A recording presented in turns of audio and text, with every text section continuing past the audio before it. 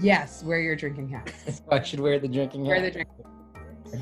All right. So, I don't. Yeah, I was like, now I'm not gonna want to take it off because my hair will be all like. Ugh.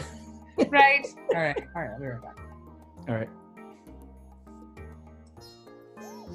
Hey, dude. Yo. I told you I was wearing my drinking hat, man. That is a drinking hat. Hold on, let me change the lighting in here. Is that better? Yeah. All right. What is that? Dashiki you're wearing? It's funny. I was just saying now I'm not gonna want to take. She's recording, by the way, too. I'm not gonna want to take it off because it's actually a Kazakh hat from Kazakhstan that I bought years ago. Oh, you can't even see it. It's like with my picture thing. Oh, that's. Hey, Roy. hey, Justin. Hi, Jeremy. On. Hey, you're all dressed up for the event. Oh, yeah, I do Hawaiian for all videos. Okay. Isn't that what it's the sort of- it's Boogaloo the Boys college wear? Are you a version of member of the Teletubby. Boogaloo Boys? What? I said, isn't that what the Boogaloo Boys wear? Are you a member of the Boogaloo Boys? Yeah, right. No, hey, Hilo Hatties was doing this long before, the fascists decided to take that up. I think what's really funny is that the Proud Boys or whatever they're known for now, it's like, how could they not know that a name like Proud Boys and being into leather isn't exactly aligned with a traditional right-wing fascist agenda, right? I mean, it's like, haven't they ever heard of Rob Halford? I came in at an interesting point in this conversation. Yeah. We should have warned you that she's recording already. If you I am didn't recording. notice that in your That's true, right? That's probably going on the B-roll for sure. I just got done teaching, so I'm just cracking mine open here. So. Well, welcome.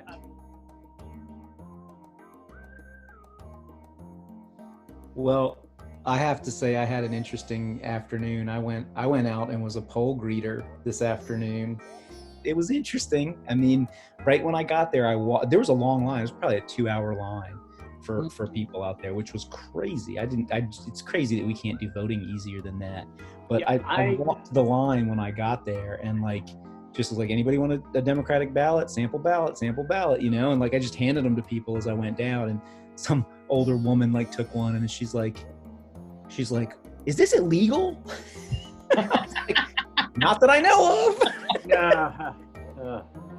I actually spent most of the time talking to another guy who was there. He had a pin on "Ask if you're having issues," and he was definitely more on the Democratic side, but he was like, I'm supposed to be nonpartisan, and I'm just I'm here as an election observer. I'm supposed to call the elections office, and his shift was about the same as mine. It was 12. Wait, weren't those the people that Trump was trying to get to show up with guns to intimidate people? I wonder. He was like, I just have a number that I'm supposed to call my boss if I see anything weird. Yeah. He's like, that's basically my job. I was like, okay. I'm a Crazy little that it's- sad because I usually go into my polling place and I sing its civic duty time to the tune of its howdy doody time. And it's something that I enjoy and they enjoy it because they're all my neighbors, so I know who they all are. I walk in, I'm like, hey, what's up? And so I do sing that to them every year because most of the time I walk in, they're not now? there. What was that? Would you like to sing that to us now? It's civic duty time. It's civic duty time. That's as far as I get. But they get a big kick out of it, and I'm kind of sad that I don't get to do that this year because I think I'm going to vote early at Kaplan Center. I think that's my plan, and I'm sticking to it. I'm going to vote at the halfway point of early voting and call it a day. It won't be your community, but there may be as many people there. I may sing it to them too, though, so we'll see. It might be a whole new group of people that get exposed to it.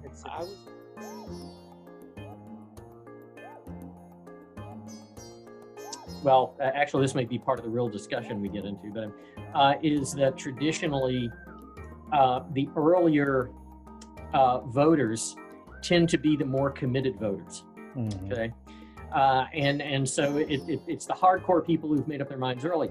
Well, actually, within the past 4 to 8 years, that has grown to include now statistically practically everybody. Yeah. You know, I mean, the number of not just undecided voters, but the number of even swayable voters is barely even hitting double-digit percentages, right? And that's a huge shift, and it's really a shift in what the candidates have to do, and well, not just the candidates, but what everybody has to do in terms of promoting a particular party or agenda. So Roy, are you here to sway me to vote for Trump? Is that why you're here tonight, Roy? Yeah, actually, I'm here to make America great again. Yeah. But here's the thing, right? Again. I have. Because he said that the other night. I have multiple friends who are going for Trump. Yeah. I mean, not just one or two. And actually, one of the things that people continue to fail to realize is that they did this in 2016. Well, I was preaching this back in early 2015. People were underestimating the range of appeal that Trump has. It's not just, you know, the neo-fascist racists and all of that. So a couple of my friends who are, well, one of them who is extraordinarily wealthy, well, you know, Trump is protecting his investments, you know? And the interesting thing is how people can compartmentalize the one thing that they prioritize for themselves while totally ignoring or explaining away all of the things that affect other people. Mm-hmm. Okay? Well, now let's say that Trump happened to be like wanting to curb climate change and was super pro environment with all his other bad shit. I might listen. So, I mean, I could be swayed to be like a single issue voter if it were like putting the future of the earth and like nature, the environment, animals, all that kind of stuff. All the misogyny would be okay. Well, if we just focused on the environment. I mean, I might listen. I'm not saying I would vote for him, but I'm just saying. Well, remember by Should we like actually start? Oh yeah, right. I don't know. Well, no, like at some point in time, like usually what I do is I cut a bunch of the B-roll together and like there's like 3 teasers in the beginning and I think we got it. But then at some point in time we kick it off. Okay, B-roll reaction shots. I know, right. Oh, that'll make the cut. I should point out though, Roy, that I just finished teaching the OrgComm grad class right before this. And so I asked everybody, I was like, what should I ask Dr. Roy? And of course they froze up because there are grad students and they don't want to, you know, embarrass themselves in front of the department head. But then Jazz piped up and was like, ask Dr. Roy what his campaign slogan would be. So if you were ever in a position to run for office, wait, did you use this? Did you use the slogan when you kind of like were like, hey, I'll be your department head? I feel like you did use something at one point in time. Anyway, what would your campaign slogan be? Yeah, well, my slogan as department head was nobody else wants to do this, including me. So, you know, I think my slogan there was who's left. Right.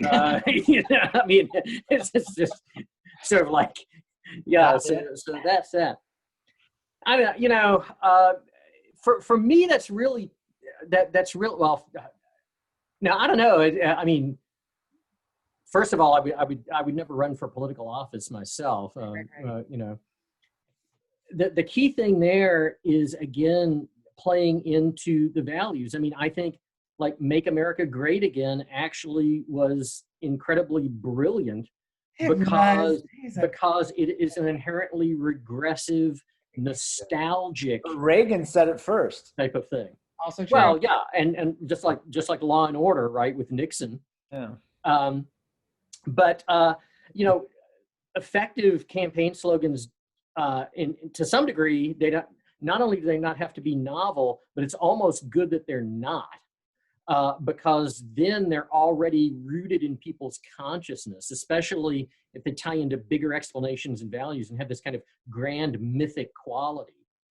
And I've always said that, like with Trump and MAGA, you know, Make America Great Again and all of that, it's a combination of a victimization narrative right. with a promised happy ending with a promised redemption narrative. Yeah. Okay. But for that to work, both of those have to be activated. And I think the redemption piece is really problematic, largely as a result of the total breakdown due to the pandemic that exposed all of the deep weaknesses in governance. So I mean, these days, I can't commit to a particular slogan necessarily, because that depends on whose emotions you're trying to activate. Right. Look at you doing the audience analysis. Yeah, and I focus on emotions too, because I think one of the problems that a lot of folks have, and I will say that this plagues the Democratic Party particularly, is they are far too tied to a rational actor model of how they think the electorate is supposed to behave. Yep. Mm-hmm. And the reason that the Republicans very often will be more effective in their language use and in their drumming up of enthusiasm is they tend to be much more adaptable to the way that people are actually feeling and making decisions, rather than models of, you know, like argumentation. Mm-hmm. You know, at times you find the Democrats going more in that direction. I think particularly in 2008, Obama was quite good at that, with that whole idea of the open horizon of possibilities, you know, the hope in the, and of course the tremendous symbolic value that his personal story had. Yeah. But then of course, when the myth kind of has to meet the day-to-day realities of gridlock in actual policy making, it's tougher to sustain. So I know that's kind of a non-answer, but I have to follow up with that, because you mentioned hope, you know, and the kind of the image you have of Obama with the hope, the picture of Obama, and now you see these. You know, I was thinking about the Lincoln Project, and they use this picture of Trump that's nope. Right. Yeah, right. You know, and so like I don't know, I'm just interested, like, do you think that's an effective, because I was going to ask that question anyway. I was curious what you thought in terms of like what you've been listening to. I have been listening to the Lincoln Project a little bit, their podcast. It's kind of interesting, right? You've got these you know, George W. Bush and other folk, you know, people who were in those cabinets basically saying nope. Yeah. Yeah, well, first of all, with the nope thing particularly, anything that is kind of a humorous or ironic turn is often, it can be pithy and effective, but to a very limited degree, because it relies on people having a degree of distance, right, to have that humor. Right now, people are very, very emotionally committed to various ideas, causes, and people in the election. And so I think the possibility for that is a little bit less than it might be. I mean, if you recall, what back in, was it 1984 presidential debates, when Walter Mondale made an allusion to Ronald Reagan's age, and Reagan quipped, well, I'm not going to let my opponent's youth and inexperience be held against him, you know. But you know, and so you can make jokes like that because it didn't seem like, you know, the future of the planet was immediately at stake or something like that. The Lincoln Project is really fascinating because it's relying on a single primary proven persuasive technique, reluctant testimony. And that is, you get people that you would expect to support a particular viewpoint, advocating the opposite side. And there is a long history of that being a highly effective persuasive tool.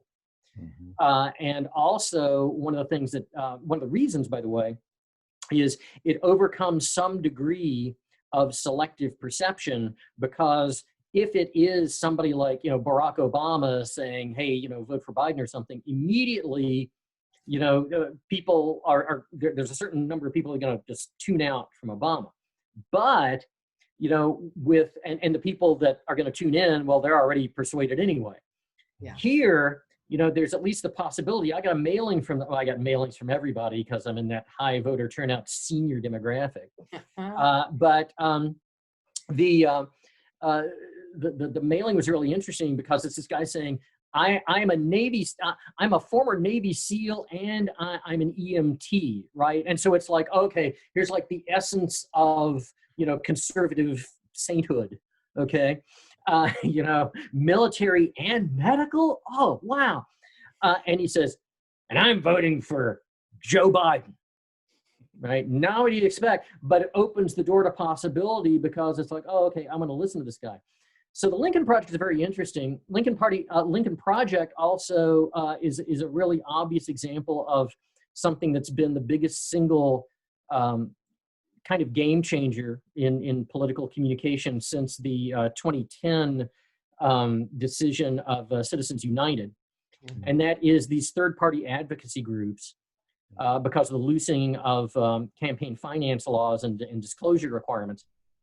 And so you have a lot of these third parties that, quite frankly, are saying things that the candidates' own parties themselves are either unwilling or unable to say directly. Right. And I think in this case, one of the big things with Biden, the Swift Boat Veterans for Truth, right?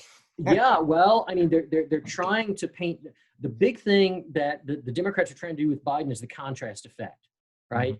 I mean, here's someone who's calm, who's appears sane, who appears not to be impulsive, but so yeah.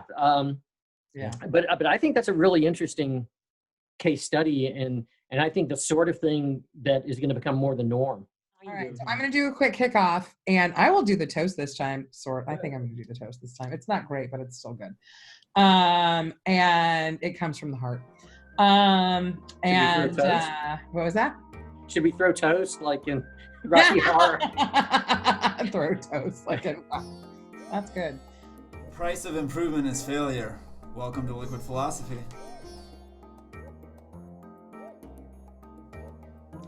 Hey y'all, welcome to Liquid Philosophy. We are in season 4, episode 2, and we have decided to do a special Halloween/election episode. So we've brought on Roy Schwartzman from the Department of Communication Studies, also known as my department chair, which I feel like is kind of scary in and of itself, that I'm going to be online drinking with my department chair, and who knows what's going to fly out of anybody's mouth. But I've got tenure, so that's on my side. So yeah. But I'm Marianne LaGreco. I am in the Department of Communication Studies. I'm going to make Jeremy and Justin actually introduce themselves this time, because I didn't actually do that last time. So Jeremy, who are you? I'm Jeremy, I think, still. Peace and Conflict Studies. I'm Justin Harmon, also still Community and Therapeutic Recreation. Awesome. And we also have Roy Schwartzman with us, also from Department of Communication Studies. We're going to let Roy introduce himself momentarily, but I'm going to kick us off with a special toast for us. We just started talking in the beginning, so we're probably going to have a lot of teaser on this episode because we got some good stuff on the front half. So we might already be like 20 or 30 minutes into the episode. But I am going to kick us off with a toast that says, to embracing all of the scary stuff through Halloween and getting rid of all of the scary stuff on November 3rd. Cheers. Cheers. So I have a question before we ask about the drinks. Actually, we can ask about the drinks first. Okay, what are y'all drinking? Pernicious. It disappears. Like, I don't know how to see this, but you're like, it's my shirt. Like, is Midnight Special Stout, American Stout. I'm also drinking a stout. Mine is Decadent Toasted Marshmallow. I got it because my roommate and some friends and I did some socially distanced s'mores the other night, And I was like, I feel like this is a good beer to go along with s'mores. And then I ended up not drinking it. I drank something else, but also equally good. And the s'mores were great. So, Ray, what you drinking? Well, actually, this is a cocktail, but it's non-alcoholic. Unfortunately, it's branched chain amino acids. One of my. So it's like, one of my 10,000 different workout supplements that I take, because I still have a good hour and a half or so of workout left this evening. But the brand, it's Ronnie Coleman's signature branched chain amino acid, 8-time Mr. Olympia, which means, and greatest bodybuilder of all time, which means that they spend absolutely nothing in terms of things like flavoring because of his endorsement. So this has one of those flavor names that really doesn't designate anything. It's something like, Razzle Dazzle Gummy Bear, but it's relatively it's not terribly obnoxious, and I know that with every swallow, as it goes down my gullet, it is slowly becoming muscle. So nice. So when you say workout, I mean, is that mental workout or physical workout? No, it is work. It is pumping up. Yeah. I've had to be very creative because I'm a maniacal gym rat. And actually, both of the gyms I'm a member of, the YMCA still hasn't reopened. Gold's Gym has been open the whole time. But then again, Gold's Gym, let's put it this way. Even the hardcore people like me, we're concerned about the sanitary conditions there normally. Yeah. So it's like, we don't even want to take a shower there, right? So I'm not going near any of those places for a while. So I have this massive collection that I used to use for traveling mostly of rubber band stuff and rubber tubing, and plus 200 pounds of dumbbells and all this other stuff. And so, I've got all that. I heard they sold out of kettlebells during the. I was going to say, you a millionaire by selling that stuff online, or at least you could have at the beginning of this COVID. Yeah, it's kind of sad, the price gouging that's gone on with that sort of thing. That's one of my big concerns with the whole pandemic situation, which is, we were talking about neoliberalism earlier, but it seems to have kind of accentuated the profiteering that is the lifeblood of advanced capitalism. So I had a friend of mine who was talking about it in terms of video games, that like it was really, really, really hard to get any money for video games and video gaming systems, like older school ones. And then the pandemic hits and everybody's stuck at home and all anybody wanted to do was play video games. And so like people who had all these old game cartridges were like making bank because people were just staying at home and that's all I had to do. So that's funny because my son got an Xbox, one of the older Xboxes. I don't even know, Xbox 2 or whatever it is. I don't play really, but he like came to me one day and he's like, we got to get it today. We gotta go. And like, so here I am like driving across town to just some random house, and it was a mom selling her son's old equipment. I wonder if his son knew it was getting sold. That's pretty good. We never tell our kids what we're doing, what we're selling of theirs. Baseball cards, comic books, it's just gone. I still remember the day that we took my grandmother into a baseball card shop. You sold your grandmother? Mickey Mantle's rookie card, because my mom had Mickey Mantle's rookie card. Oh my god! And it was in the baseball card shop for like $2,000, and she didn't speak. Like my grandma was a banker, and so when she saw that this card was worth like $2,000 in 1987, she about lost her mind. And like when my grandmother gets silent, that's when you know something's really got her. So, yeah. Justin, you still have your question. Ask your question. Well, I'll ask my questions later. We can introduce Roy, but before I forget, I do want to say that I actually do have a slogan if I ever run for office. It's my worst decisions are behind me.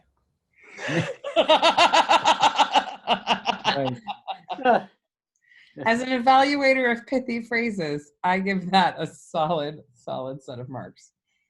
And now Roy. And now Roy. So Yeah, Roy. well, I mean, yeah. if I were going to run for Temple board, my slogan would simply be, "Why not?"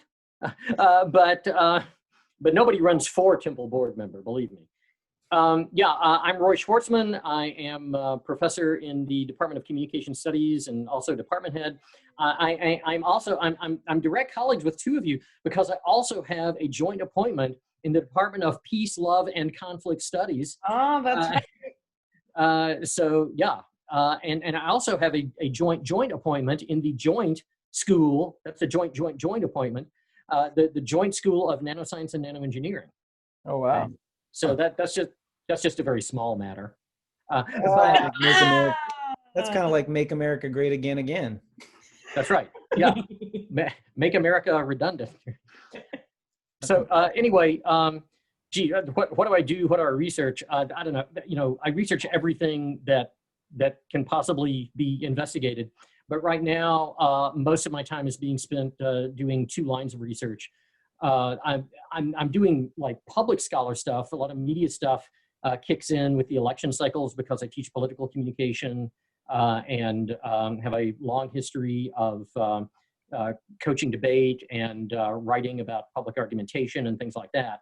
I'm teaching political communication currently. And also I have been doing a lot of research and kind of public service sort of things related to education during the pandemic and the kinds of shifts that has induced. And as a matter of fact, being on this podcast is one really enjoyable way of procrastinating one of my overdue pieces on that. So I've got a couple of articles on that came out actually this past week. And then I had another student co-authored piece come out a couple of days ago. But anyway, so basically right now, a big piece of what I'm doing is the two Ps, politics and the pandemic. Pandemic politics. I feel like we should jump into the pandemic pedagogy conversation like real quick, because we did invite you on for both Halloween and mostly election special, because we want to get into some of that, because November 3rd, today is October 20th. So November 3rd is 2 weeks from today. Oh, right? November 3rd. Okay, well, let me change my background. Right. Okay. Right. I was hoping this was going to happen. Like, I saw you with a real background, and like in all of our faculty meetings, like you have become known for your super fun backgrounds. It's almost like TikTok size. So I'm glad you have started to turn on some of the background. But I do also kind of want to touch base real quickly on the pandemic pedagogy thing first, so that we don't miss that. So you started a Facebook page like right away called Pandemic Pedagogy. Can you tell us a bit about that one?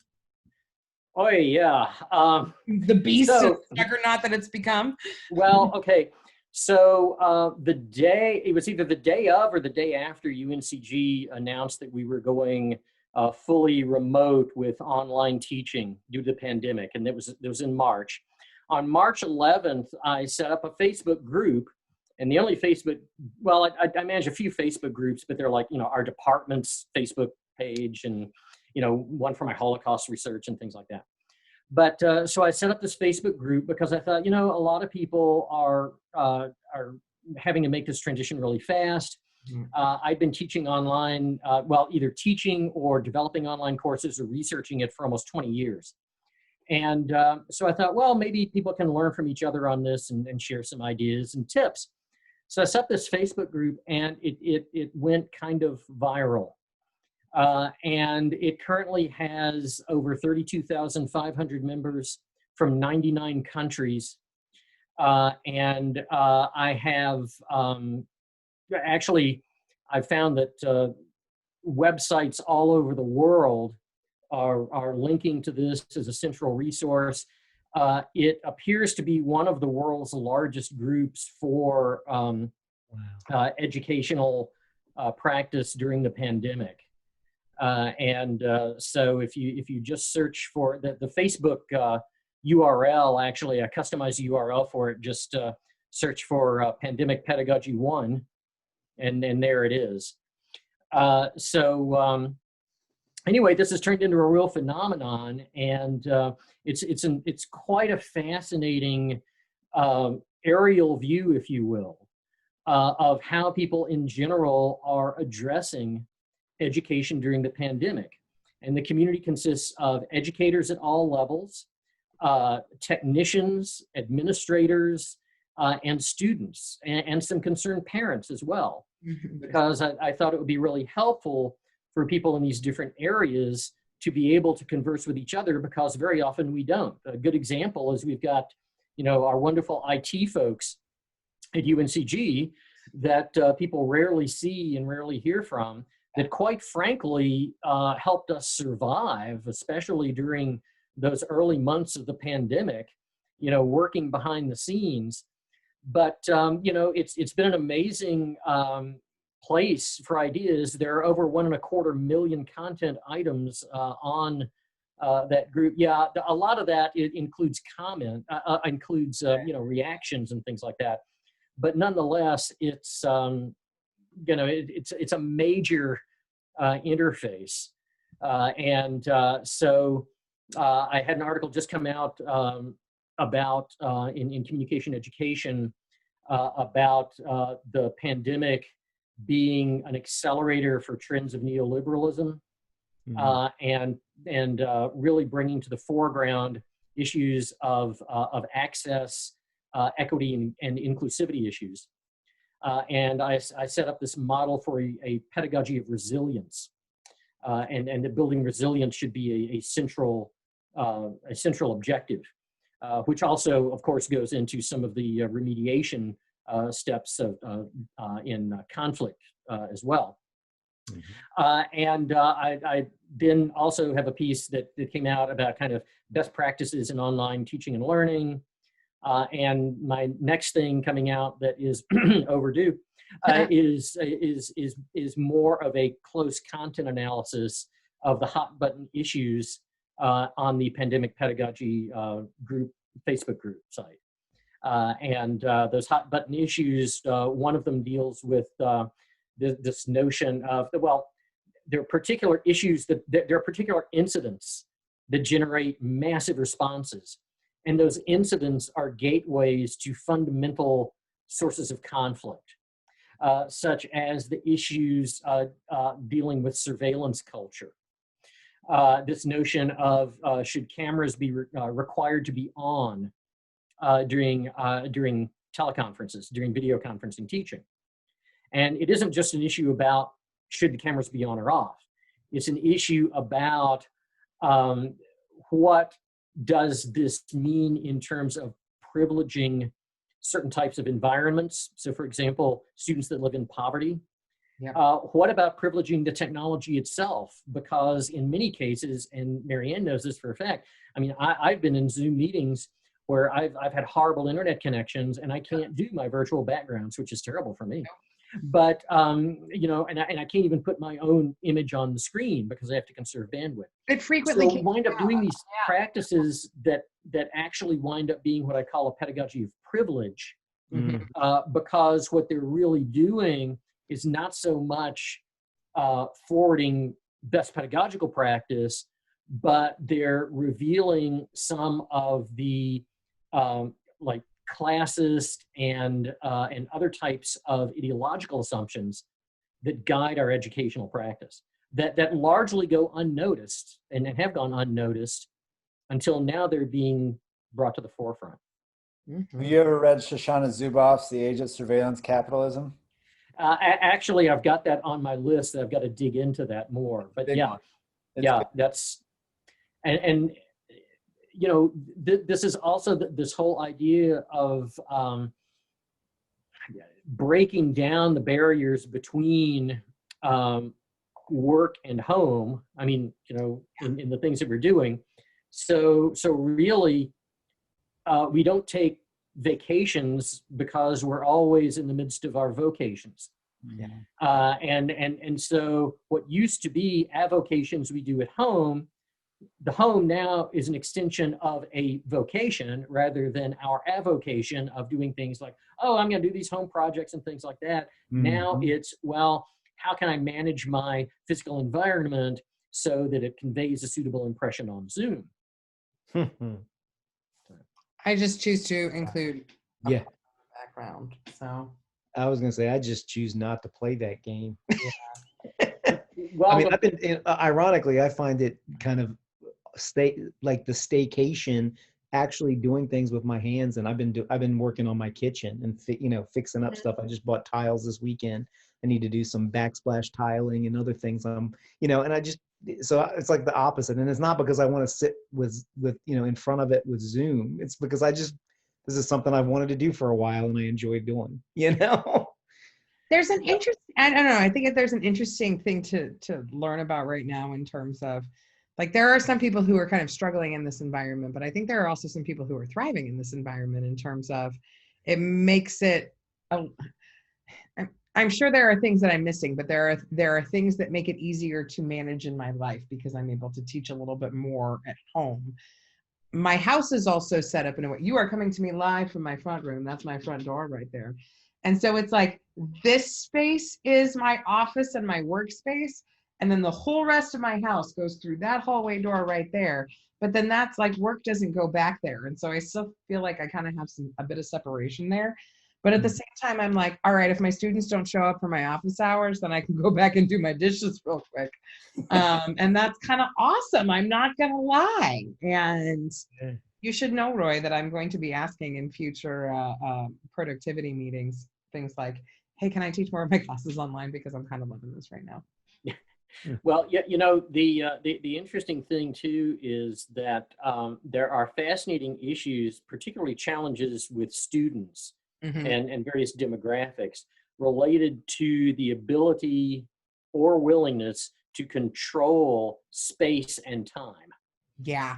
And the assumptions that a lot of educational practices make about students' ability to control space and time.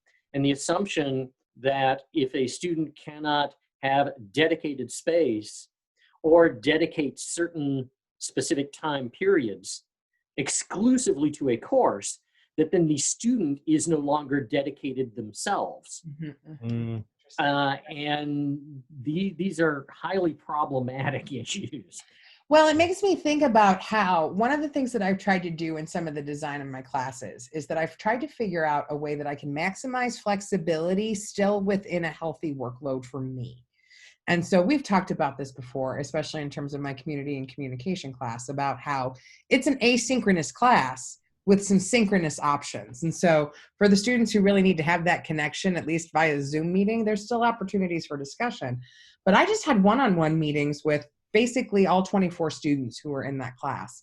And there are a couple of things that they really highlighted as being really great in terms of how I structured my class.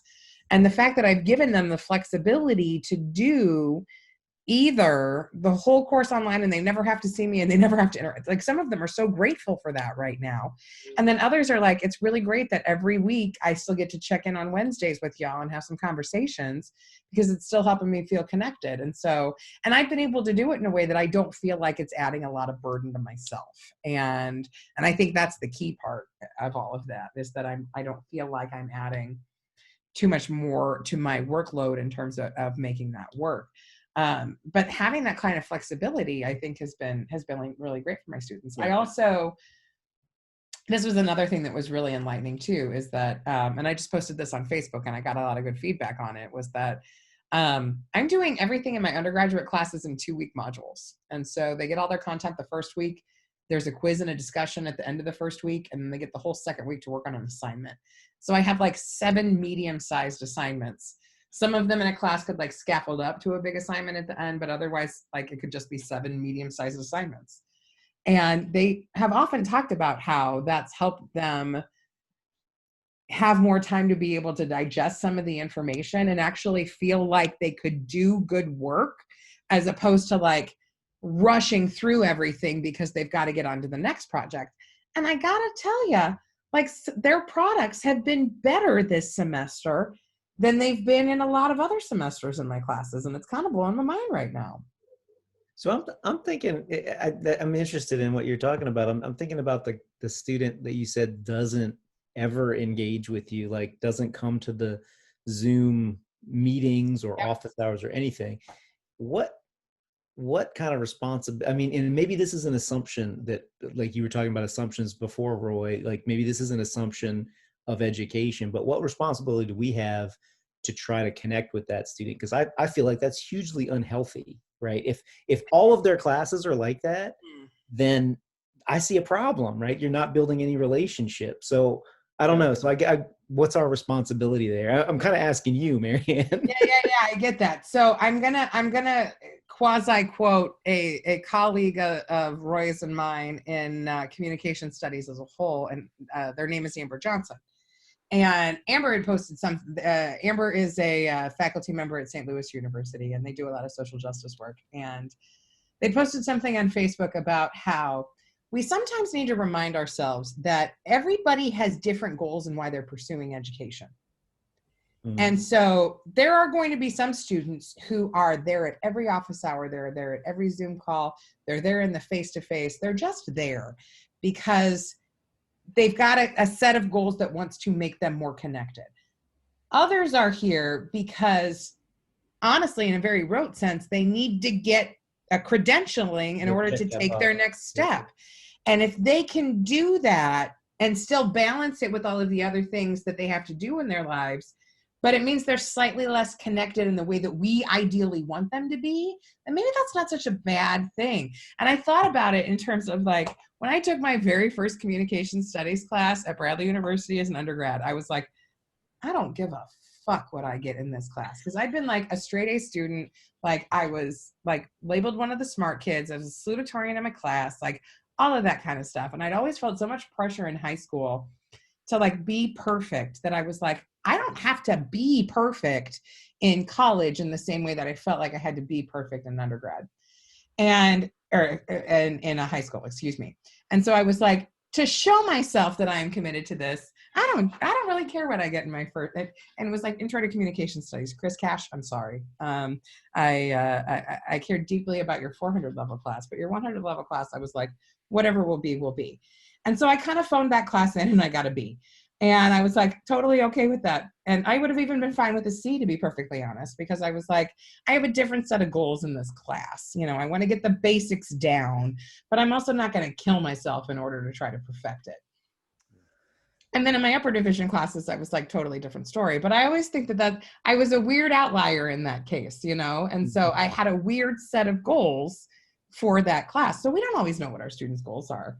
And so those who are less connected, maybe they need it to be that way. And we just think that the ideal is that they've got this really close connection with us and they're always involved and always engaged and always discussing. And maybe they don't. Well, what about the idea that they kind of need to do shit that they don't want to do so that they can get ready for the real, quote unquote, real world? And even if it's not the way they prefer it, let me tell you something, it ain't going to be the way you prefer it for the rest of your life. So you better start to learn it now and integrate it with the disciplinary knowledge that is relevant to what you think you're going to do, at least for a couple of years. You know, Timothy Wu wrote this piece for like the New Yorker or the Atlantic a couple of years ago called The Tyranny of Convenience, and how we're giving over too much of our lives to what makes us feel comfortable and what's easily accessible. And when that extends into education, then we're really watering down education and we're sort of going against the grain of what its value is and purpose is to leading, you know, positive, meaningful, healthful lives, and being able to engage in critical analysis and, you know, conflict and difference of opinions. So if we extend too many opportunities for students to, you know, make their own education, find their meaning here, then, you know, find your peace here or whatever, that we're not really doing them a service. We're doing them a disservice in the long run. I mean, it is kind of giving a consumer model to students. Like it is kind of framing it in that sense. It is a consumer model. Yeah. Totally. Roy wants to say something. I can tell. I know. I'm like. Roy, what you got to say? No, I mean, that is a good point because I mean, I think we've got to be careful you know, in terms of talking about, well, designing courses that are student friendly and distinguishing that from this consumerist model of we're going to be minimalist to the extent that, you know, we just sort of push the students through. I mean, I actually was writing stuff on against the consumerist model of education. Wow, boy, back in the mid 90s. And the funny thing is, periodically, that mentality ramps up and becomes more intense. And I think you've seen it getting a lot more attention as higher education has become more financially strapped. There is this whole notion of, well, we're going to increase enrollment and retention, all things, by making things simply more convenient and also more efficient. Well, in one of my more recent pieces I've published, you know, I've pointed out this whole idea of the virtues of inefficiency, and that some of the best pedagogies are the least efficient. Yeah. That the guiding value is measured to some degree by the extent of the labor invested that's meaningful. I'm not talking about just busy work, right? But the whole idea of embracing the difficulty of working through challenges, which also ties to some of my resilience work. I had a student at Guilford who once told me, "Why do you always use that word grappling? All my professors want to grapple." I'm like, exactly, though. That's the point, right? Well, and you know, Nature Boy Ric Flair is from Charlotte, and still lives there. So, you know, it's natural that the grappling, the wrestling metaphors would be very prominent. Yeah. But to get back to Justin's point, though, about the, you know, sometimes there are things that you don't want to do in conditions you don't want to work under, but, you know, we have to get familiar with, we're not always going to get to work under the conditions we want to work under. I think there's a difference between, though, like, the example I think of is something that's come up in my health communication class before. Like, I have an assignment where I have them follow. Right now, I'm having them do it under the context of the pandemic. And so I'm asking them to go on Twitter, and if they don't have a Twitter account, to create one, and that they've got to follow 10 sites, like pick 10 sites that they would follow in terms of getting information about COVID and the pandemic. And that there's a chart that they've got to fill out in terms of, like, how often does the site post? Do they produce their own content? Do they just copy and paste other people's stuff? Like, there's a whole, you know, litany of questions that I have them ask and follow. And I think it's one thing to, like, have a student come back and say, I don't like social media and I don't want to get on it, so I'm not going to do this assignment. But then there's also something to be said about the student who still does the assignment, but they just do the basics and the bare minimum of it because that's all they've got the space for right now. And I think that's what I'm kind of talking about more, is that, like, there's some students who only have the space for so much right now. And so they've got to take things under certain conditions. And so they might not be they might not be all like, rah, rah, Twitter's awesome, it's changed my life. Like, that's not what I'm trying to get them to get out of it. But that might be, like, what we're looking for when we're thinking connection to a class. Like, that doesn't matter to me as much as the students went through the process of figuring out, how do you set up this particular social media platform? How do you follow stuff? And then how do you evaluate information that's on it? And so I think that's what I'm trying to get at more, in terms of the students are going to have different goals with the class. And just because they're not, like, rah, rah, rah, super connected to the course that way, doesn't mean that just because they're doing the bare minimum, they're not getting something out of the course. Yeah. Why does education have, go ahead. I was just going to say, it's process, not product, right? I mean, yeah, go ahead, Justin. Why does education have to be the accommodating platform, though? Why is that where all the you know, allowances are created, you know, so that you can tend to your family or your work? Why is that the one that is automatically demoted in terms of value, when arguably it has a lot greater impact on your future than your job at Walmart or wherever you work right now, or your comfort level of engaging in something in a perilous time? But what if your job at Walmart is your pathway to being able to take the courses to begin with? What do you mean? Like, what if you would not be able to afford tuition unless you had your job at Walmart? Right. And But so in I that mean, case, that would apply in a non-pandemic time though too, I would assume. yeah. So I'm asking about now, like why is the emphasis on extending, making, exceptions to the rule, accommodations now prioritized, and then how is that going to, you go back to, I almost was going to make a joke to Roy earlier about the pandemic pedagogy stuff about like, is this disaster educational capitalism? Are you like taking advantage of a situation, tongue in cheek, of course, to seize a topic, a URL, a conversation?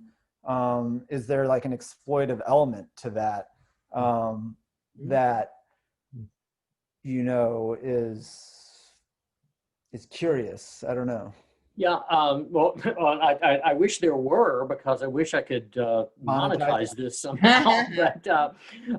But I think, Justin, that's a really interesting question. Why, like, education seems to be the target for the compromises. We hear this a lot, for example, from students. How many times have we heard students say to us, well, I can't come to class during these times. I can't do these assignments because on my job, I've got to be there certain times, And it's like, well, you signed up for a class that also meets at certain times, or, you agreed to abide by a syllabus that has certain due dates and all this. I think there's kind of a small answer and a big answer to what you're asking. The small answer, which relates to the time specifically, is I think that outside of the realm of the pandemic, there was more of an ability to compartmentalize education, both physically and temporally, and separate that from these other competing interests. And I think the one wild card that's really been introduced here that is far less operative normally is the issue of family, and I mean that in the most generic sense, or living conditions. But by having these separate physical space of education, you could compartmentalize more readily and prevent some of these conflicts from occurring. But I think larger, what really concerns me, and I wonder something very similar to what you asked myself, is this may also be a sign of, frankly, just how deeply anti-intellectual American culture is. That, and I'm talking about large swaths of American culture. I mean, when you have, like, the President of the United States talking about, medical advice that he finds inconvenient, is just stuff that's thrown out by a bunch of idiots, right? And where there is just declining, not even just declining respect for genuine expertise, but antipathy toward expertise. Yes. And not just when it's inconvenient, just when it's slightly uncomfortable, or when it's something that doesn't confirm our pre-existing beliefs. It's like climate scientists just dismiss all of them, right? I mean, this is literally, the basic climate science behind climate change models and increasing mean global temperatures. I mean, this is as close to scientific consensus as it gets, folks. I mean, this is along the lines of Like conformity. It's like I mean, this is, and then when you start discounting that, what troubles me is the fact that the easy target seems to be education. Look how hard it is to get even basic bond referenda passed for funding public schools. There's one on the ballot right now. Actually, there are, there's one that's a direct educational referendum that's on the ballot right now in your general election ballot. And then there's a second one that is I believe it's a sales tax or a property tax increase for the county. And of course, some of that likely will go to school improvements. That's a hard sell. Yeah. And it's gotten worse and worse and worse. Well, and part of that's because we've got that concerns me. that goes back to those Reagan days, right? And Reagan in California, even as governor, seeing education as the kind of liberal bastion that we somehow have to attack. And so there's a kind of inherent anti-intellectualism in that approach to begin with, right? And you see that then now come full fruition with a president who just disregards all science, right? I mean, it's shocking, and I agree. I think that anti-intellectualism is a real. So it kind of, I agree with the big answer you gave to Justin's question. I think that's part of the answer, but then the question is, how do we get people back to believing that expertise and intellectual prowess and understanding and critical thinking and all these things are actually beneficial to the world? What I see here is that, and this has been exacerbated during pandemic time, is that and I'm not saying this is always all bad, but I'm saying that the issue is that inclusion has been at the forefront. This is what my department does, but it's becoming inclusion to the point of exclusion, is that we're creating all these exceptions to the rule to accommodate people that comes at the devaluation of education, civil society, and potential for civic growth going forward based on a lot of other moving variables that would be fragility and mental health issues and, family issues and whatever else is coming into it, is that we're starting to see that we're just watering down education, where it's become, all right, well, this is just something you do. It is just those check boxes, and it's going back to the commodification thing that we're talking about, but it's expedited. It's on a fast track where we're not really paying attention to what is the unintended consequences here. There's an awful lot of collateral damage we're not considering. So specifically for my department, we, a couple of years ago, adopted the accelerated master's program. So you can get a master's degree and a bachelor's in 5 years. Yes, I supported it at the time because we were trying to boost our, numbers in our graduate program. But after a couple of years, I'm like, we're taking a whole year of education away from these students, and they don't understand the difference in undergraduate education and graduate education. They think of it as like the 5th year of undergraduate. They haven't actually got any real world experience between the bachelor's and the master's. So what are you supposed to be making of it? How is this even education? This isn't even education any longer. It's just credentialing in that case. It's just a credential. Education is not even involved at that. And I'm sure my chair will fucking hang me once. Well, I wrote this down because, I'm a pithy bitch. And there is something to be said about like the materiality of immediacy. Like I'm thinking back to the Walmart example that we had earlier, in the sense that education's the long game. Like it is a longer term investment, and you to boil it down in those terms, it is a longer term investment that you don't immediately see the returns on until you're able to kind of scale up in profession or starting your own business or whatever way that you're using to generate the resources that you need in your life. Whereas working at Walmart is a paycheck at the end of the week or at the end of the pay period. And sometimes that difference makes a difference. And because that's the reality that we live, like we're not affected. Our paychecks didn't change. Yeah, but I've got a lot of my friends who have made $0 since February, zero. Yeah. And they've been on unemployment, and they've gotten all of the COVID supports that they could possibly get. And they are at the point now where all of that is exhausted. The safety net's gone away, and people are not talking about extending any sorts of benefits in any ways that are meaningful to people. And they're like, we don't know what to do next, because we work in a profession that is not employing people right now. And they've got 0 foot in the door to switch professions. And so they're in a spot. And so there is a sense of, well, yeah, my job at Walmart is going to take precedence over your class right now because I have to feed myself and my kids at the end. And I know we don't go to school then. Don't go to school. So put your priorities where they should be, and let's not shortchange your education, which is a long run gain. And if you get your education but you don't learn anything, what's the point of getting an education and spending all that money? Because at the same time, we've still also got to play the long game as we're playing the short game. We've also got, like, people are also still thinking about education as the investment. And so they still see it as it's going to improve me in the long run. But at the same time, if I've got to make this choice today, I might have to pick my job over your class. But that doesn't mean that in the long game, I still don't want the resources that this is giving me. It just means that today, and sometimes you don't know it until you get in it.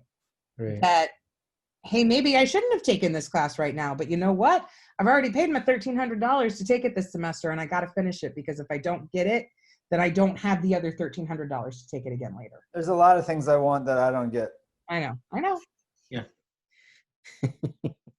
But you also What are they riding on your yacht, man? Where's your yacht? University, right? Parked in my backyard. On cement blocks, I presume, right? Of course. Party boat. All right. Yeah. So I feel like we kind of need to make our transition over into the political realm, because we are, in fact, 2 weeks away from an election. Can I ask a question that I wanted to ask earlier that might do this? Okay, go for it. So what cultural value does Eddie Murphy's The Distinguished Gentleman and Genesis's The Land of Confusion video, both very politically oriented, have for today? I know everybody's heard the song and seen the movie. I think Genesis lost any relevance to anything after the Peter Gabriel era. So I think that's What? Oh my God. Right. Land of Confusion with Reagan as a claymation in that video. yeah. I mean that was nice. That was nice. Yeah.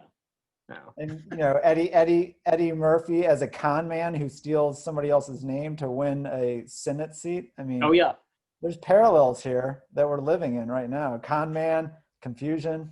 Yeah, well, I mean, the con man thing is really interesting because it actually leverages this whole idea. Well, it gets back to this whole idea of really exposing that, this rational actor model, of people rationalizing their political decisions is just, it's not rational, it's a rationalization, right? So, and this is where, a lot of the political communication research and the polling, quite frankly, gets it really badly wrong. You ask people why they vote, they'll tell you, but that's their interpretation of why they're voting. That's not really what's driving the vote, right? That's not what's driving the support. And in many cases, for example, with like Donald Trump, I mean, by purely logical rationale, a lot of people say, well, gosh, if somebody's supporting Trump, then they must just be idiots or something like that. Well, it's simply that it's not a cognitive driver we're talking about, right? These are emotional drivers. And there's even, neuroscience that backs this up. I've got some pieces in the hopper right now about this. I mean, literally, it's like decisions are being made with the amygdala, not with the prefrontal cortex. Right. Yeah, I mean, it's wild because as you're talking, I'm thinking about this. So I just came out with a book, a co-edited volume with a colleague who's a clinical psychologist who lives in Baltimore, and we've been going back and forth on email. Like, he basically said, "I think I'm just going to vote for Trump," and I'm like, "What?" Like, and I've been kind of joking with him, like, "Did we write a book together? Like, or was that a freaking dream?" Like, trying to figure out, like, here's a highly educated person, older white male demographic, but I think, to go to what you just said, Roy, the kind of emotional trigger for him has been this kind of sense in his mind, and having lived through the Cold War, this kind of socialist label, which I think is a totally faux label, has really stuck though for him. And like, they're, Kamala Harris and Biden are going to somehow support that really left-leaning thing. And I don't like what's happening, in the far left, and that they're more scary than the far right. And not that the far right's not scary. I mean, I had this conversation with him and he's like, no, not that the far right's not scary, but I'm not so concerned about them. The far left is actually potentially much more scary, right? And in his mind, I mean, this is not me speaking, this is him speaking, and I'm like, and so it's funny because even just today I texted him, our book actually we just got the PDF. I sent it out to the contributors. And I kind of texted him and said, yeah, I copied you on the email. Like, when do we have a time to chat? And he wrote back, what do you want to chat about? Right? Because he knew like that I was like, well, I mean, I'm still trying to understand our previous conversation, but also like we should probably figure out, like tell me when you get the book hard copy because I haven't got mine yet. I'm just trying to be friendly. But yeah, you're right. I mean, there's an ulterior motive here. I'm still trying to figure out why you're taking this stance because I just can't figure it out. You know what's funny, by the way, the whole socialist label and that branding and stuff like this, I tell you what I strongly suspect actually happened on the ground there. I think what they had is they had their plan that they had prepared a campaign strategy targeting Bernie Sanders because they figured, well, Bernie Sanders was the odd person out in 2016, came pretty close, to beating Hillary Clinton. So Bernie Sanders is what we're going to bank on. And so they developed their strategy that way. And so rather than adapting the strategy to the reality on the ground of the Democratic Party, in typical cognitive heuristic fashion, right? Don't change your strategy to match the facts. Simply keep the same strategy and change what the facts are. I mean, I can think of very few people who are less socialist than somebody like Joe Biden. I mean, I mean, the risk of this country moving in a more socialist direction is so laughably infinitesimally small. But you could have seen this coming. And again, this is where, I'm surprised the Democrats didn't see it. Right. Well, no, I'm not surprised, but I mean, you saw this in 2016. Yeah. Trump set this up because he was saying Bernie got a bad deal, But it is target. I mean, and see, the thing about this example I gave before is like, here's a guy who's a clinical psychologist, lives in a big city, Baltimore, yeah, he's in that demographic, but other than that, I can't really figure it out. And yet then I went up to DC area a couple weekends ago to see my mom, and I'm driving back, and actually in the middle of nowhere, North Carolina, I see this giant billboard that's like, a picture of Trump and a picture of Biden side by side, like half the billboard was each of them. And under Trump, it says something like greatness or make America great, like kind of that slogan. Socialist is under Biden, and that's it. That's the whole, and I'm like, I wish I'd have taken a picture of it. I was like, did you just see that? I was like, that's crazy. Like, and so obviously it plays in a particular demographic. But and it's not just a socialist thing too, because I mean, again, you want to take a look at like the value clusters that are being prioritized, right? And those are extraordinarily consistently linked with certain political positions. So if somebody is going to support, the problem with Trump is he's hard to pin down because he's totally inconsistent, right? Since he's utterly amoral, the idea is, well, he's just going to seize on whatever seems to work for his purposes at the time. But you're going to find that these appeals to things such as law and order, the xenophobia, the racism, the misogyny, things like this, they're really going to resonate with people who register high on the authoritarianism scale and dogmatism scale, and people whose value clusters focus on things such as tradition and purity, clarity of boundaries, things like this. There's a huge amount of research that shows that more left-leaning members of the electorate tend to be more highly tolerant of ambiguity. Not that that's a better or a worse thing, but it just seems to be a very, very common trait. And one of the things with Trump's world, and I point this out to my students, is that although his behavior and the logic of his positions may be wildly inconsistent, he does try to establish clear boundaries, right? There are certain people that belong in America. There are certain people that don't, right? There are certain people that are right. There are certain people that are wrong. There's certain ways a man should be. There are certain ways a woman should be. Which gets to that whole idea of uncompromising boundaries that feeds into things like the transphobia. Okay.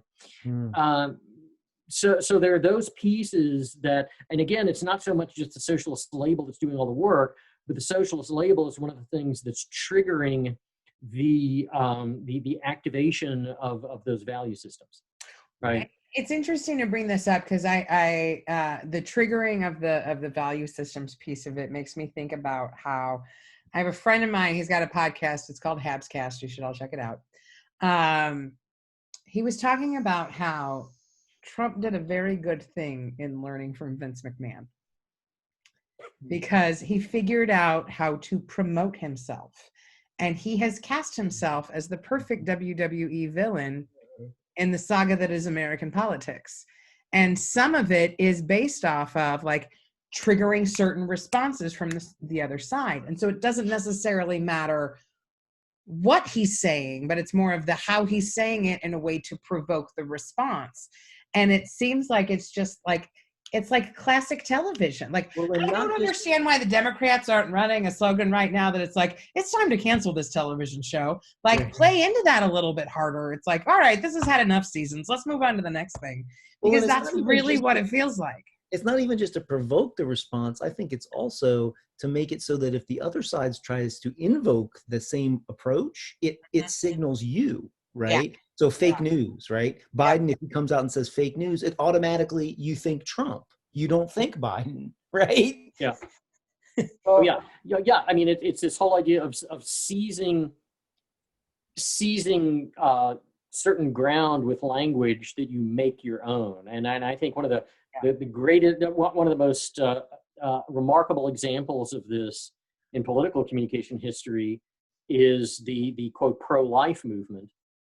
Where where that actually has become almost the standard reference point for abortion debates, which immediately then invokes one particular side. Yeah. I mean, I think it comes back to the education component. That's why you need an educated and well-informed citizenry, because when they are left to their own whims and responses to social media and reality television and Schadenfreude, then of course they're going to behave and believe the way that got us to Trump, which brings us back to like, okay, are we informing our students the way they need to be formed to actually contribute to society, or are we just letting them pass through or sheltering them in some form they're going to be the next generation that supports ridiculous behavior in the political spectrum? Or is even worse, they're apathetic about it and just lets that run ramshod over our lives collectively. Yeah, I mean, one of the educational casualties with the reduction in funding, and also with the way that various faculty positions are designed and all of this, has been less and less emphasis on students learning how to argue and how to advocate. And so what's happened is part of the retreat from that is associated with this notion of fragility. And Jonathan Haidt, who also does a lot of political communication research with moral foundations theory, has pointed out that, when he doesn't make the connection to argumentation whatsoever. And he says, well, we need to emphasize non-fragility. And I've said, well, no, you've got to run with the idea. It's not just a non-fragility. The active thing you need to encourage is resilience. And part of that is the strength to engage with viewpoints that you may not share, right? By engage, I don't mean just to ridicule, or just to dismiss. That is to start meaningful, evaluations, dialogues with advocates on other sides. I mean, part of the problem is, you look at the debates and, part of the reasons why these aren't debates is these candidates really aren't talking to each other at all. I mean, it's very sad when you take a look at footage of like political debate, particularly presidential debates. Of course, obviously Trump is the, key dividing line here, but I mean, it's gotten more and more to where it was like broadcasting sound bites rather than engaging with each other, right? Partially because of the time constraints. And again, it's because we're catering to attention spans that are shaped by the lowest common denominator. I mean, there's a darn good reason why the time limits are the way that they are, and that is that they conform with the pattern that attention spans have been having for many years, and that the rebuttal times now are almost exactly the length of a television commercial. Okay, they're 30 seconds. So, how much can you really get done? Well, if you want something that's going to be memorable, one of the easier things to do, of course, is to say something that is highly verbally aggressive or even offensive. That will be remembered at least. Okay. And again, with the debates, I mean, historically, this has largely been the case too, is they're trying to fire up people to act politically. And that is you're getting people fired up to actually cast their vote. And, for all the polling and all the rationalization that goes on, ultimately elections these days are won or lost based on who turns out.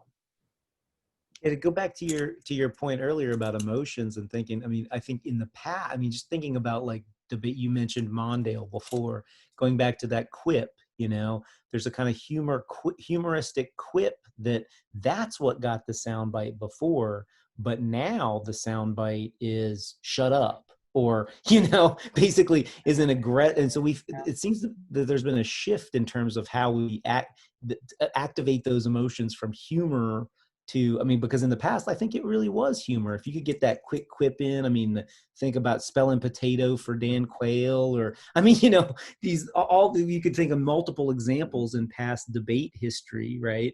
But then now it's not even, like, Trump is not even trying to be funny, right? Well, I mean, he himself has said, and it's a direct quote from President Trump, and who seems to forget things like, there are things like video that have a record, and you can check it. But he has said, quote, "I don't kid," unquote. Yeah. No facts. Right? And again, it gets back to this whole notion of when you are totally self-absorbed and when you are totally impulsive and act solely in the moment, then that is kind of antithetical to the critical distance and perspective you need in order to create humor. Yeah.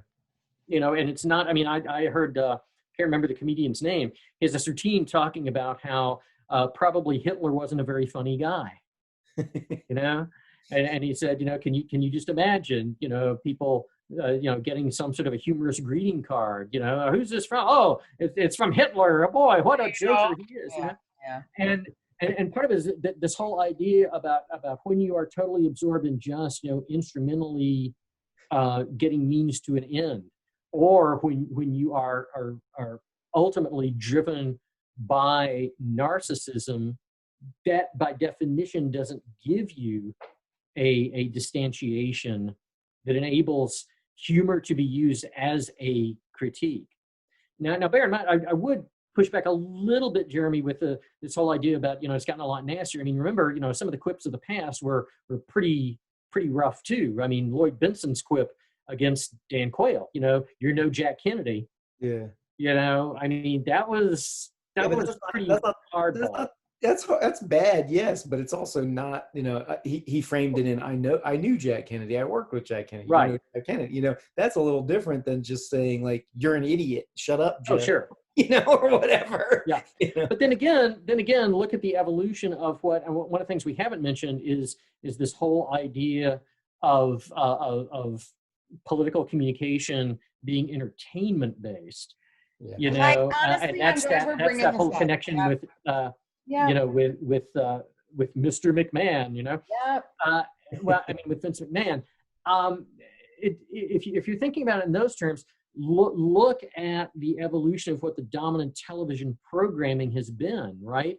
So, it's been drama, romance, it's been comedy, sitcoms. Now it's reality TV, and reality TV is simply driven by two things. It's driven, one, by just reductio ad absurdum to see, how ridiculously people can act. Right. And two, it is driven by quite frankly, just, people say conflict, but of course, Jeremy and I kind of take umbrage at that. No, that's not what conflict is. But I mean, it's driven by antagonism. Yeah. Right. And so the more that you can put people in situations where they attack each other, Right. that's entertainment. Well, the political arena is basically that.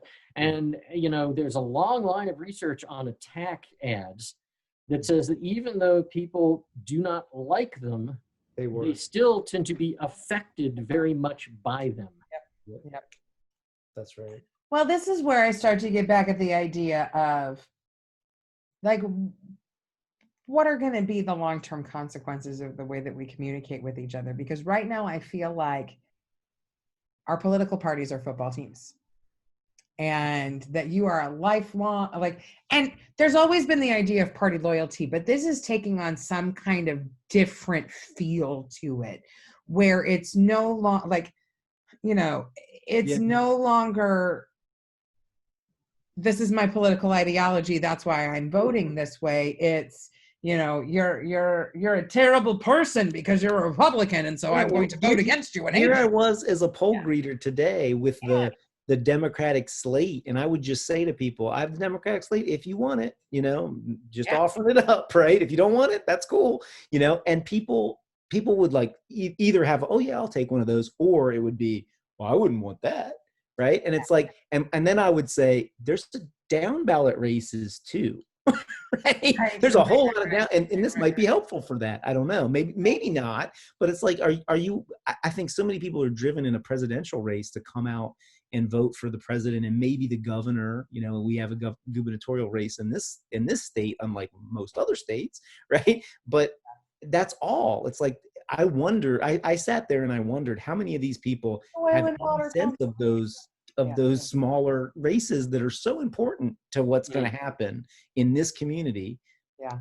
I mean, that's where the differences are made in our everyday lives, quite frankly, much more than, the big races on a day-to-day basis. But I think where things have gotten into trouble is it's no longer a political ideology that people are defending and that they're reacting to. It's a matter of their identity. Yep. And when you have this lack of separation between identity and ideology, that's really problematic, because then you don't get it's like I tell my students, who they freak out if they get a bad grade, or they feel like I like them more if they get a good grade, neither of which is correct. I say, no. And this is even on all of my syllabi. I always separate the person from the performance. Mm-hmm. I will always rigorously evaluate your performance, but I will never assess your worth as a person, because you are inherently worthy as a person that I respect. Okay.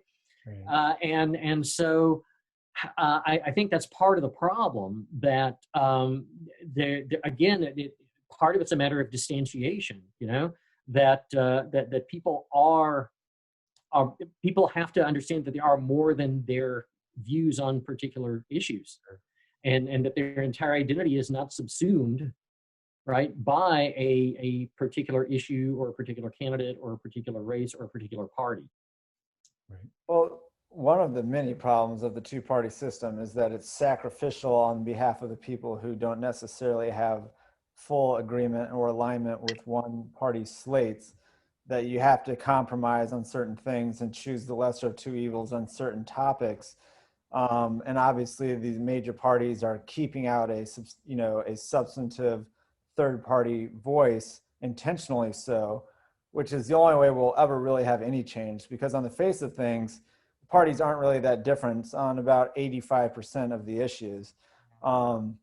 And it's, it's a small spectrum that they're debating over and arguing over.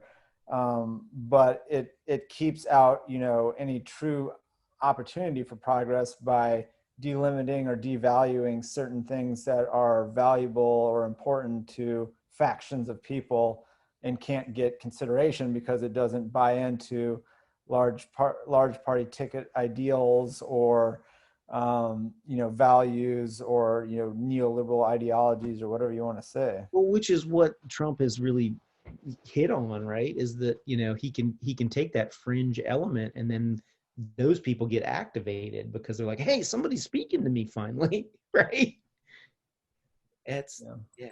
Yeah. And of course, what's so funny is we have such a horribly, there is a piece of what Trump talks about with fake news that he's actually correct about.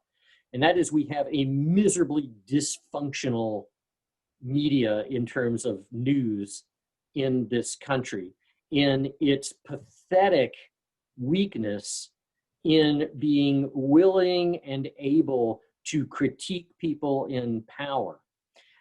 And that it is driven by entertainment/profit value.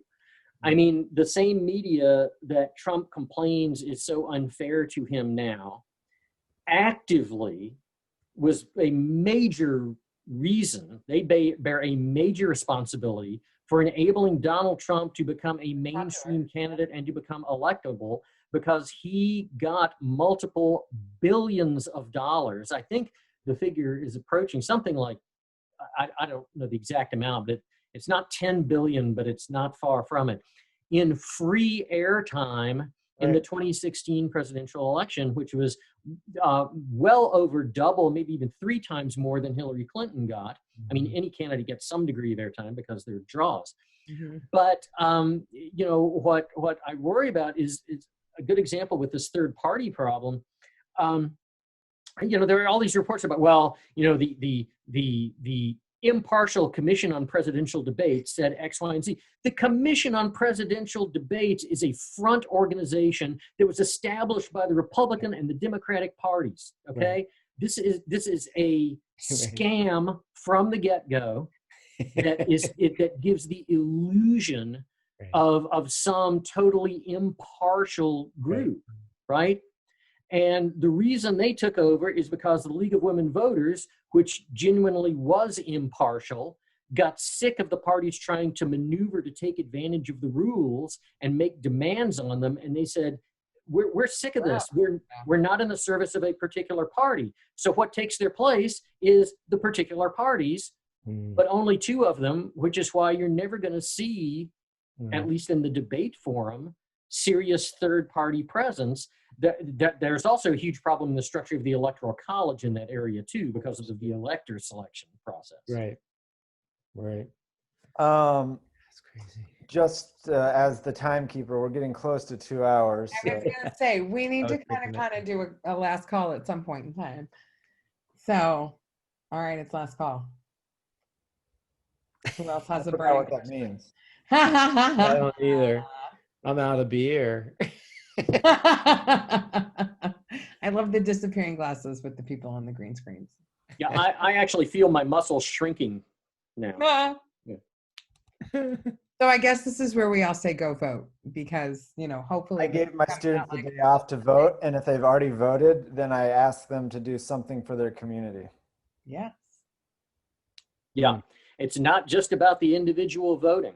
That as one of the Holocaust survivors I used to work with always said, one of his big mottos when he would go make his presentations everywhere, there was a really interesting thing that he would always say. And his talk about campaign slogans and all this, his motto was, I am my brother's keeper. And so it isn't just about the individual voting for themselves. It is urging other people also to get involved in productive ways in the political process, through voting, through advocacy, through demonstrating, through communicating with elected officials. It all matters. Yep. Absolutely. Good trouble. Go do it. All right, everybody. All right. We got a slogan Okay, out of them. hold on. Justin's got. I have another slogan that I came up with. Okay. So if the first one doesn't stick, maybe I'll use this one. I give really good, bad advice. I like the first one. I do like the first one. All my bad decisions are behind me. All right. Thanks for joining us for Liquid Philosophy. I think we're going to try to squeeze in one more episode this semester before we come back for the spring. So we'll join you all next time. Thank you for joining us, Roy. This was a great conversation. Yeah. Again, go vote. If you haven't voted, do something for your community. And we'll see you all next time. Bye. Thank you. Thanks for joining us for Liquid Philosophy. We hope you've enjoyed your time thinking and drinking with some local college professors about what we do and why it's important. We do take the topic of drinking very seriously, and we want to make sure that no one is out there drinking and driving. Stay safe, y'all. And if you feel like you're having a problem with alcohol or other drugs, please contact your campus health department or talk to your doctor.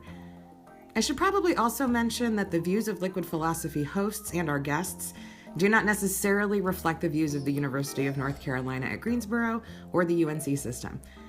That should do it for the disclaimers. Until next time.